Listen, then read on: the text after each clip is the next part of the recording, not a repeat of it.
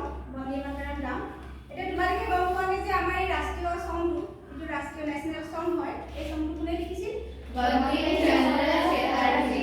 আৰু তেওঁৰ এখন নভেল, এখন হৈছে আনন্দমঠ, আৰু এই আনন্দমঠৰ পৰা এই কবিতাটো গান হিচাপে লৈছিল।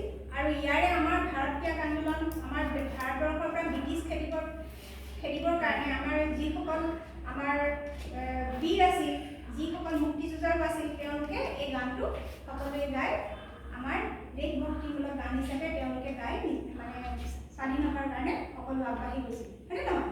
এতিয়া আমি এই গানটো আজি গাম। অ'কে, 1